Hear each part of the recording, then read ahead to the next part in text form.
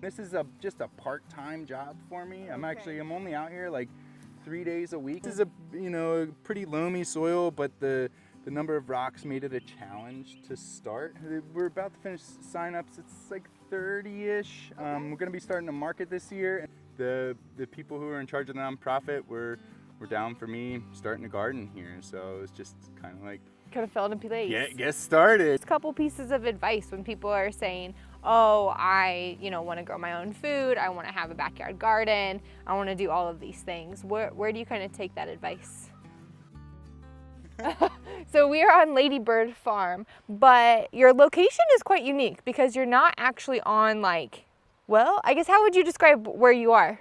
The space started out as an overgrown patch of just black locusts, small trees, brambles, vines, and I was doing the grounds maintenance for the nonprofit that's here. While I was also working at another place doing a garden there. I was looking to start my own operation, and this spot just seemed like something needed to happen to it. The people who were in charge of the nonprofit were down for me starting a garden here, so it was just kind of like, Kind of fell into place. get started, yeah. So it's been quite the transformation over the past 4 years. The nonprofit that's here already, BlackRock, is that right? No, Wild Rock. Wild So, Rock. yeah, it's Okay. nature play, basically, Okay. for kids. So it's getting kids out into nature to play, have fun, explore, and just kind of do their thing. Yeah. So you said that it's been 4 years now. Yeah. So started in 2020 then? Yep. It started in January of 2020. Okay. And what are you using this space for? I mean, obviously it's gardens and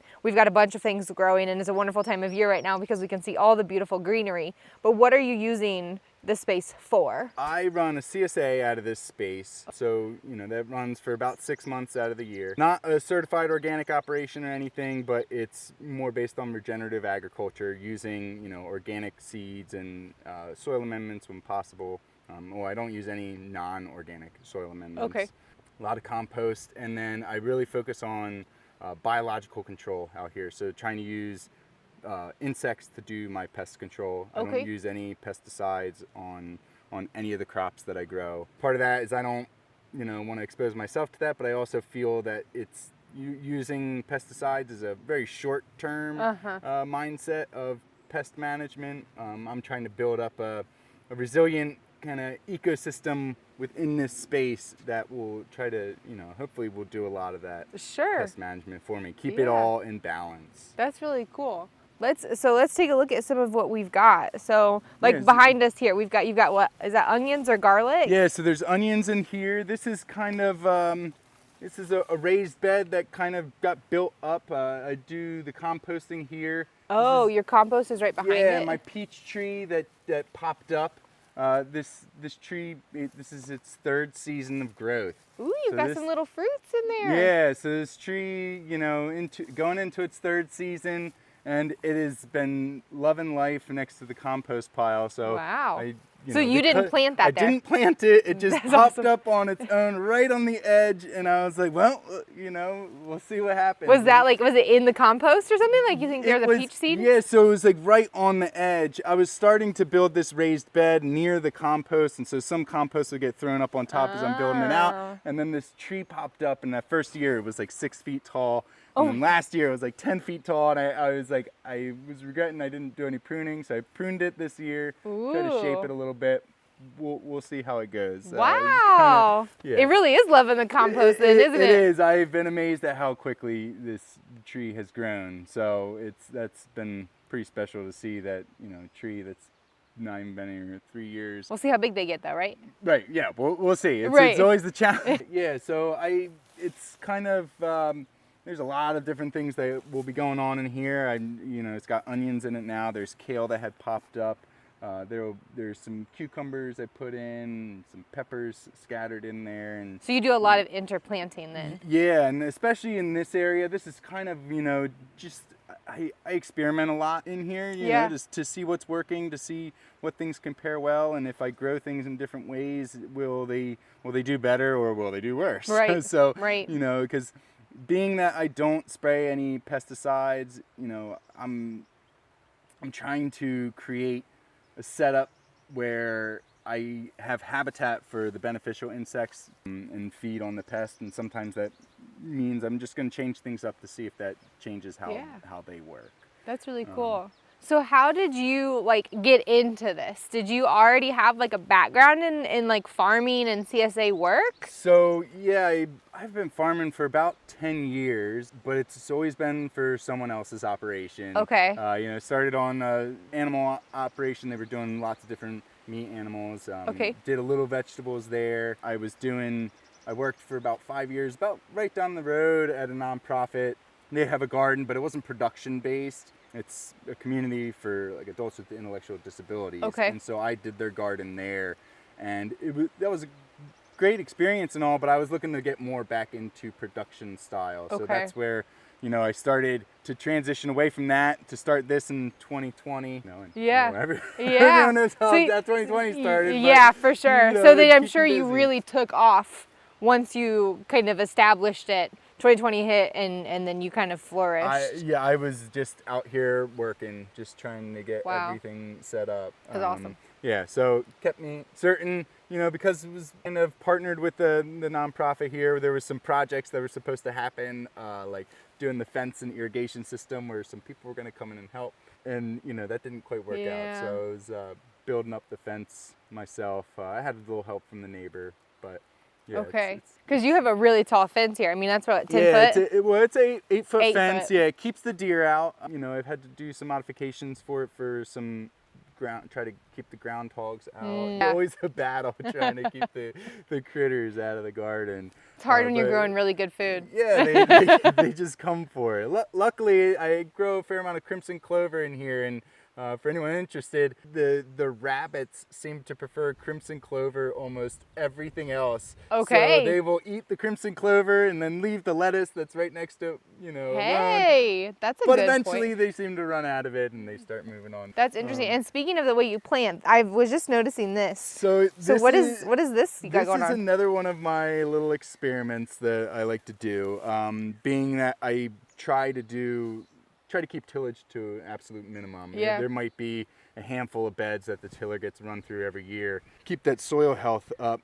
So here, last year I had some garlic chives in here and I planted creeping thyme. And you can see there's a lot of clover out here. My goal in general is to try to have as much of this soil covered at all times. Yeah. And so a lot of my pathways I try to keep covered in clover. And then within the beds, I was trying creeping thyme.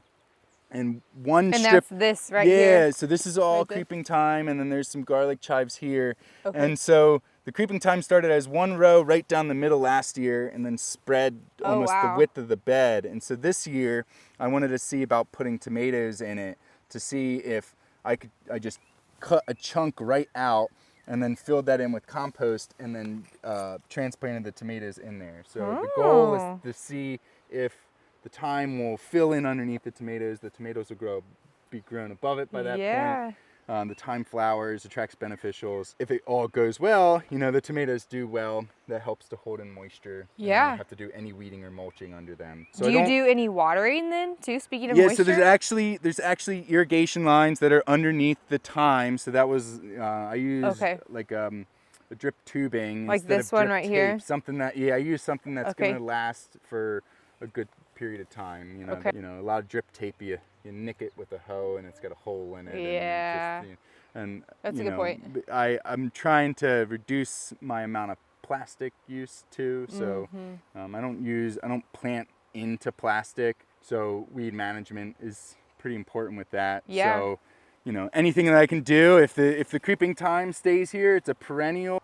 I could see it potentially becoming an issue. I know. I'm wondering if it's going to start going out that way. I could also see it being a benefit that if, you know, I'm not going to say plant, you know, cut greens into the creeping thyme, but any sort of transplants and taller transplants will, you know, go in through it nicely. So yeah, again, I experiment a lot out here, maybe too much at times, but I like to see what happens and seeing how, you know, how can I take something like thyme, which, you know, I think even could potentially have benefits of pest repellent. Yeah. You know, so I think that just trying different crops with it to see how it works out. With you doing it as experiments, how does your CSA respond to the diversity of that?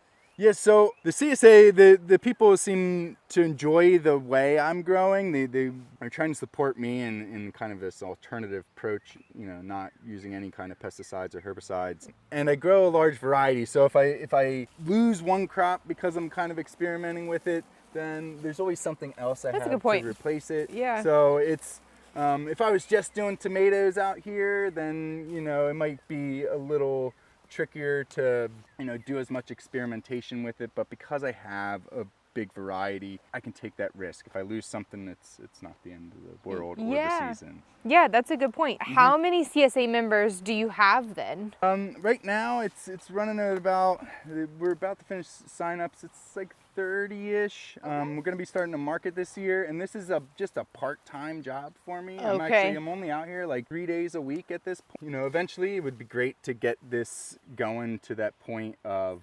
full-time, more year-round, but it's been building out the infrastructure to get it to that point. This past winter, it was March by the time I finished my greenhouse. So this is my first season with a greenhouse, but it was in a little late for getting a great start on the spring, but it'll help me through the rest of the year, and then it'll make the rest of the season a lot easier than last year was. With no greenhouse, things can get tough to keep going. What's growing on these vines right here? So these are blackberries. Ooh. So I was trying something neat. These blackberries grow so fast. The vine can grow 20 feet in a stick. Trying to keep it under control has been a trick at times. This is the way I trellis my tomatoes, and I just set it up to see how it would handle the blackberries. There's just a single line on the top that they kind of just get weaved around. Oh wow, and they just like go up and then down and then up and down. Yeah, and wow. then I do some pruning to get them to branch out and to keep them under control. And I think a big part of what I do here is I think is more scalable to like home production, and that's a goal of mine too, is to do workshops here to show people that because I'm not very intensive with equipment and plastic and all these other pesticides, a lot of this can translate to someone's home garden. And like you showing them said, what's possible without having to be like spraying and doing all this tractor work all the time. Yeah, and like you said, you're only here 3 days a week, so I mean it's not that labor intensive for you, the way that you're managing this. How big is this space? It's like what, an acre?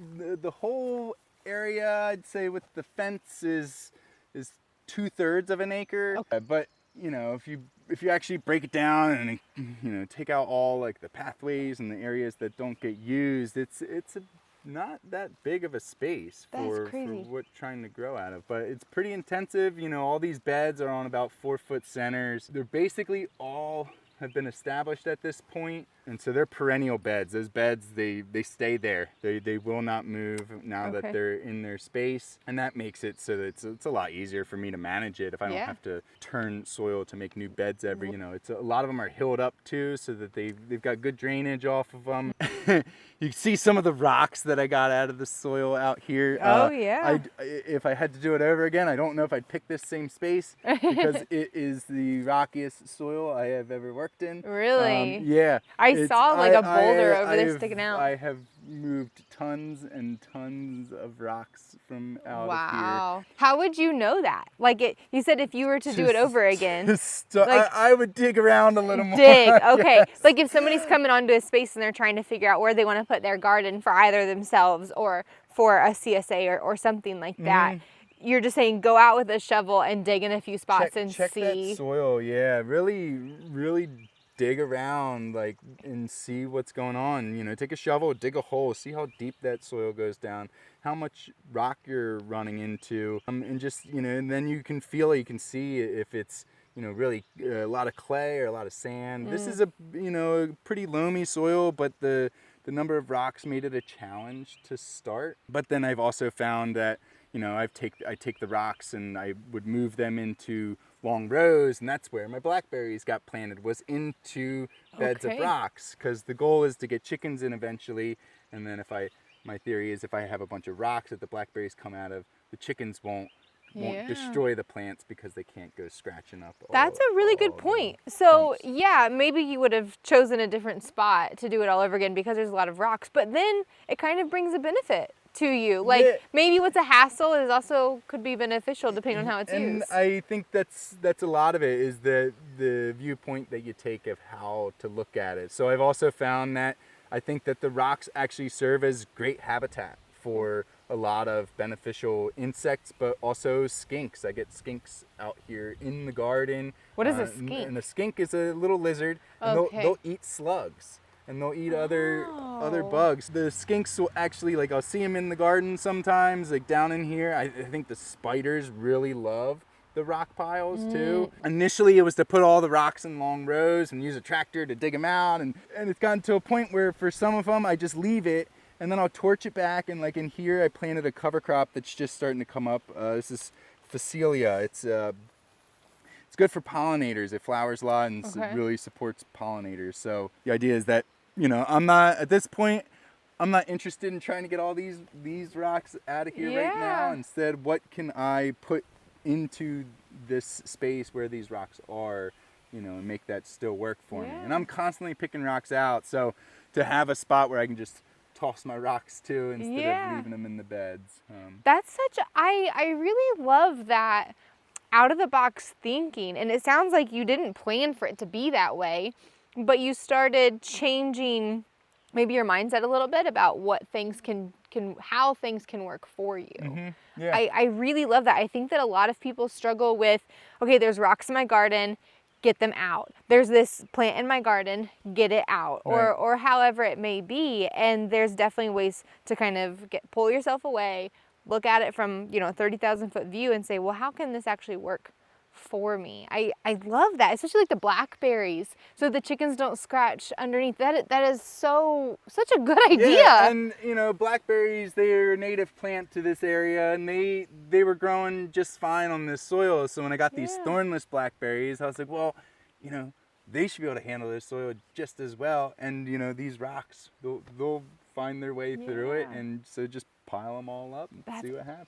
Awesome. Your CSA is feeding about 30 families. You do a lot of experimenting, but what kind of plants are you planting here? Are you doing just like your custom, you got your greens in the cool season, you've got your squashes in the hot season, like are you still doing those things, or are you trying to be a little bit different? So it's a lot of greens, there's some root crops, there's kale, I've got broccoli, some cabbage, there's a little cauliflower in here too.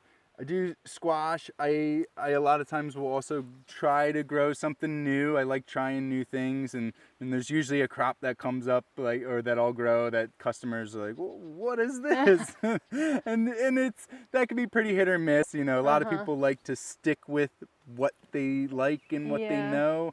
So introducing new things, especially if it's pretty exotic, can be a little tricky. I've kind of pulled back on that a little bit.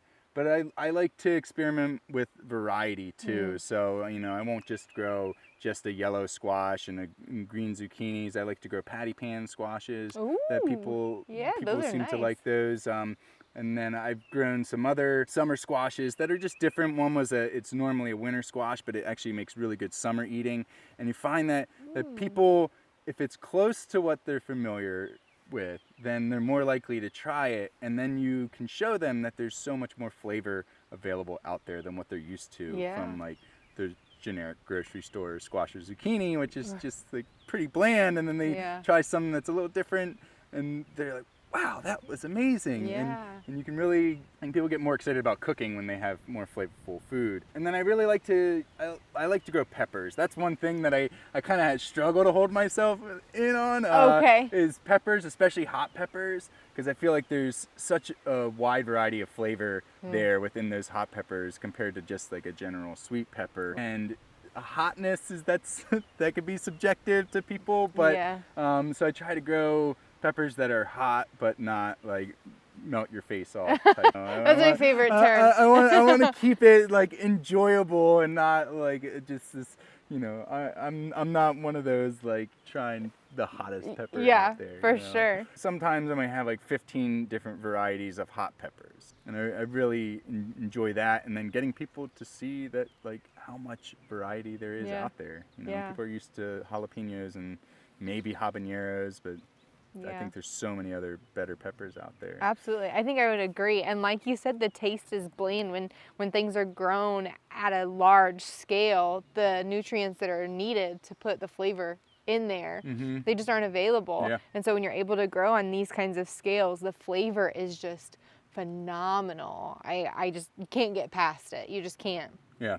I see that you've got like roof structures over like that stump there. I'm guessing that's for like bees and pollinators and things. Yeah, that started as like someone was doing a project and put it in, and it was kind of like one of those things where it was more, there wasn't a true function to it to begin with. And I thought about removing them. I've noticed that the birds will hang out inside them, and the skinks will also hang out up in there. So it's kind of created this, you know, almost like a little microclimate for the critters to hang out with inside the garden space. Because, you know, I can't just create space for the vegetables if I want to have beneficial insects to do my pest control. I've got to do something for them too. So how do you handle that delicate balance then, where you're like, I want wildlife in here, but I don't want the wildlife eating the plants that I'm trying to harvest? Like, you can't just say, okay, Mr. Rabbit, you can only eat the clover. You can't go eat anything else. How do you handle that without having, like, you know, a nature meeting? I mean, I guess I'm still figuring that out. A part of it is just like, you know, putting netting over crops that I might not usually put it over. Just, you know, especially those tender transplants. Like if I'm going to put out a whole bed of lettuce, I'm going to throw bug netting over that for at least a couple weeks until it's a little big. The plants, once they get big enough, they can tend to handle, you know, the damage, except they really like Swiss chard though. Don't know why, but they really like it. So, and a lot of it's observation too, so, you know, just kind of paying attention to, like, you know, seeing that the Swiss chard is getting damaged. Well, okay, if I know they're going after Swiss chard and it's peak summer and the chard's not as great, I can leave that uncovered and let them have it so that maybe they don't go after something else. So, you know, if Swiss chard is almost like my trap crop for goldfinches at this Or point. like clover for the rabbit. Right, rabbits, yeah. So it's not always gonna be that I can just stop that pest or the issue, but that I have to work around it and see, you know, pay attention to the dynamics that are going on and how I can, you know, take advantage of that, you know, because if I have beets and they're coming in the summer and they're small, then maybe removing that row cover off that chard, which can take that damage and regrow so that they're not going to be going after the beet. So speaking of cover, is this just a cover crop or are you harvesting these? Yeah, so this is winter rye that's planted with, it's got winter peas in it.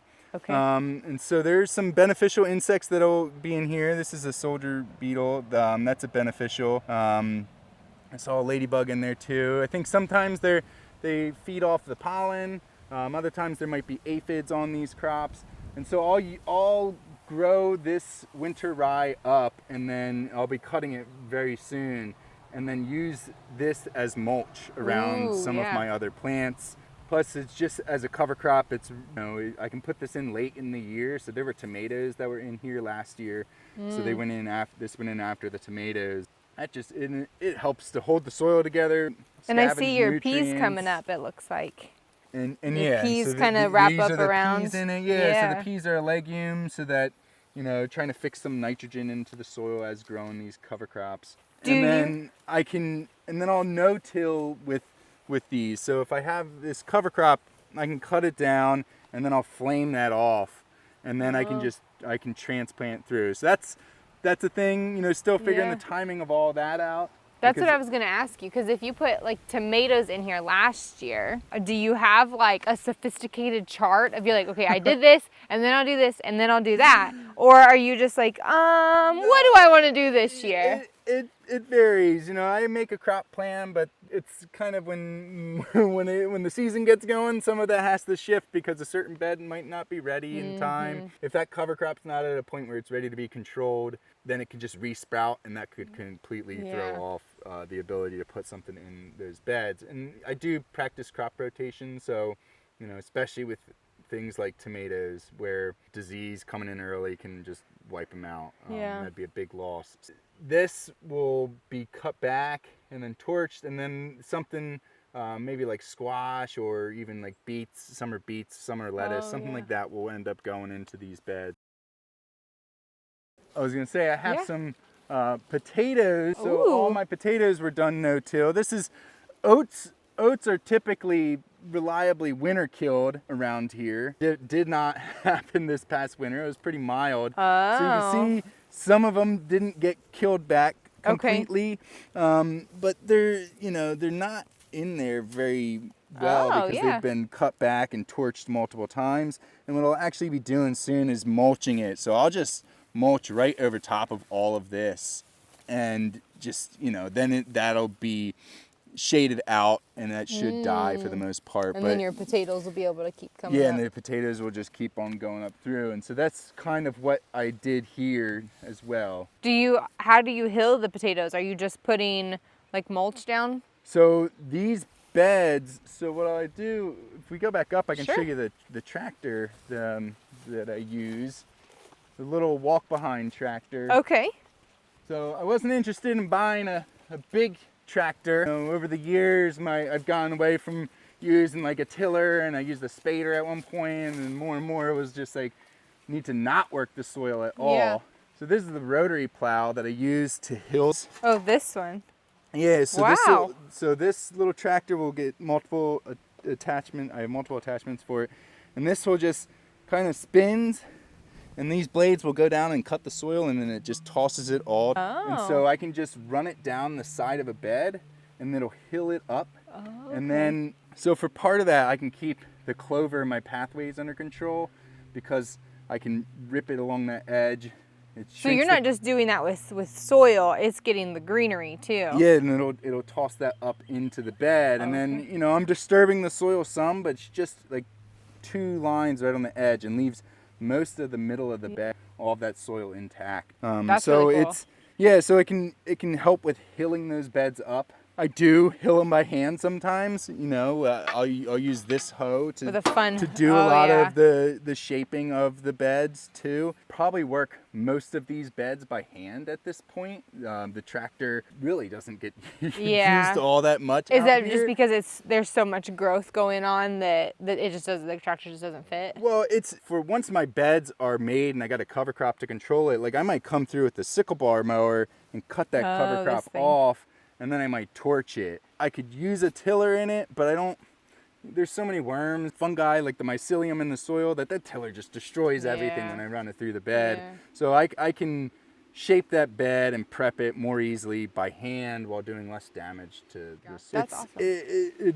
That all has to be balanced against the time that's available. So that's why there might be some times where the tiller gets run through for the sake of like, if I don't do it, I run out of time, I can't get a certain crop in the ground soon enough. So I think that sometimes people get caught up on the extremism part, and I am 100% in that category where I put out a huge garden and got very overwhelmed because I didn't want to till it, but I also didn't have time to do anything to it. So I think that we just kind of get a little overzealous and then very overwhelmed. Yeah. Would you agree with that? Oh yeah. It's very easy to have a concept of, I want to farm in this way, and trying to get just stuck with that, and then losing the ability to keep up with everything, because it's so much harder to do things no-till than to run a piece of equipment through. And then I think that it's not.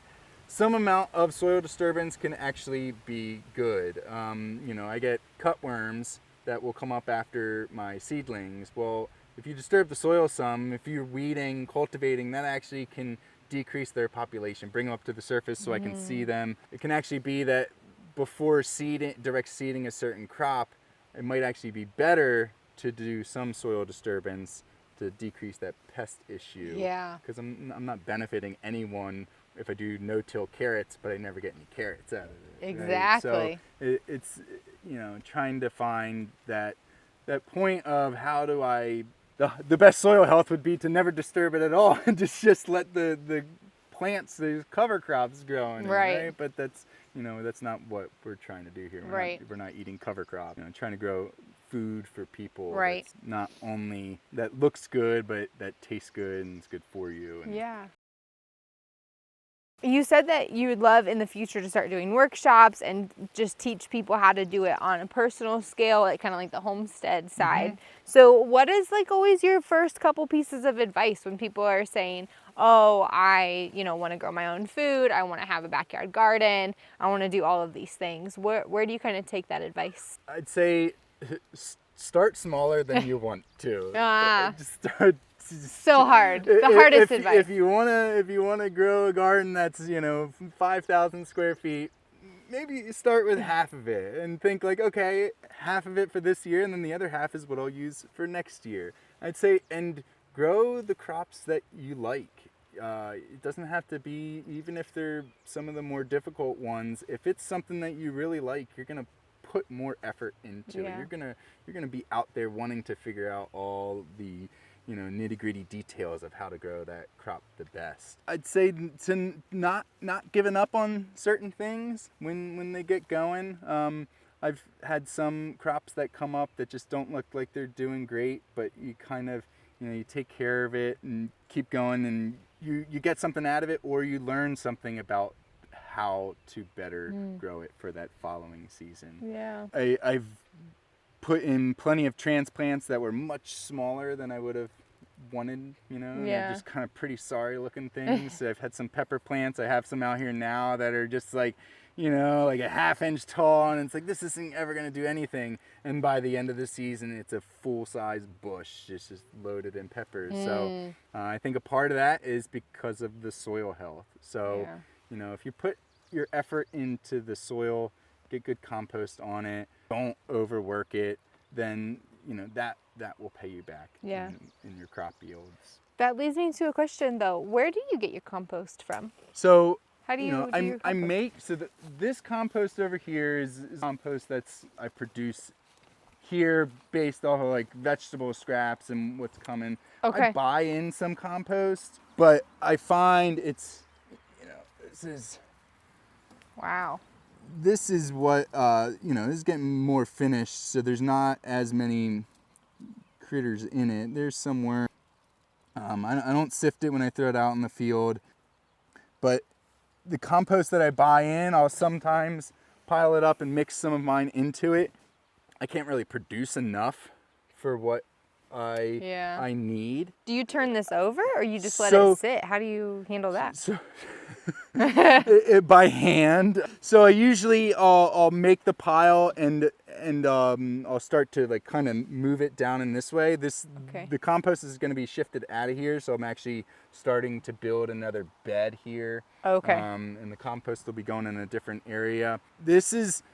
I see this more as like a big worm bin. I will build a hot pile in here sometimes if I have enough materials all on hand at once. Okay. But a lot of times it's just layering stuff in, and then the worms get to it, and then I'll kind of, just be able to take that edge and flip it over and just move that whole pile over about a foot to aerate it and just mix it all up. Yeah, I see. So you don't get overly complicated with it, or you try not to anyway? No, I try not to. It's like, there's so many different ways that you can make compost. I'd say when you're making it, if it smells bad, you're doing it wrong. That definitely smelled really good. That smelled very fruity. Yeah, so turn it at that point. I like a worm bin because you can keep them shallow, so you can get pretty good air penetration just through it, because it's not this tall pile that the air can't move into the middle of it, and then you have to turn it. Right. So I might build this up. I'll do some bukashi, which is from my own vegetable scraps, just because it's convenient. It's just like the fermented vegetables, and then they get layered in here.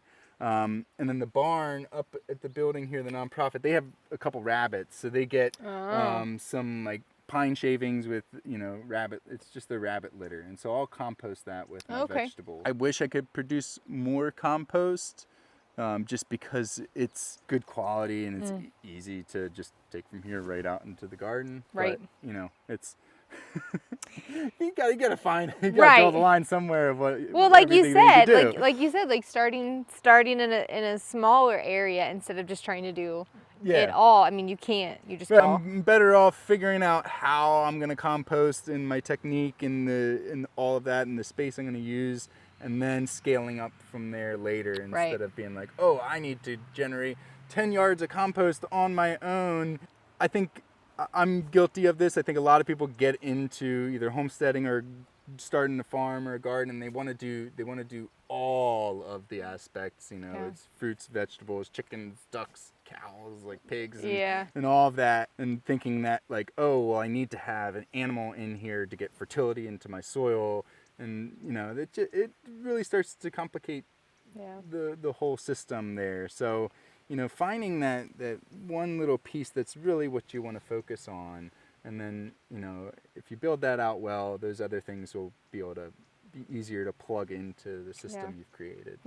Thank you, Kyle, for having me out and show me all of these things. I really am excited to follow you along and see how you can start doing courses and helping people with their garden in some way, shape, or form. So this is awesome. It's beautiful. I know it's a great time of year, but it just is so beautiful to see. So thank you so much for thank having you. me out. I Thanks for appreciate coming it. out. Yeah, thanks. So I know that we haven't been able to do farm tours at garden spaces when it was like perfect time of year, right? So I'm thankful to be here during the middle of May where things are green and lush and growing and he's doing transplants and everything's looking gorgeous. Myself included, we got our farm and we wanted to have the garden too, and we went all the way out, did all the things, and it just kept failing miserably. So I'm curious that whenever we decide to settle down one day, how big will our garden start out as? I think we probably should just do a few raised beds and then slowly build it out from there. But it's hard when you're, you know, it's spring and you want to grow things and then you want to eat all of the things. But I think it's good for us to remember that you don't have to do everything all at once, and you're not, more than likely, there's always next year. We always have the next year to do more. We always have next week to do a little bit more. Yeah, I think that's just something we all should remember. Thank you so much for coming along with me today. It's a beautiful day out. The birds are chirping, the wind is blowing through the trees. It's just so beautiful up here in Virginia. We have one tour left and then we are heading up north. So I hope that you will see us there and keep following along with us.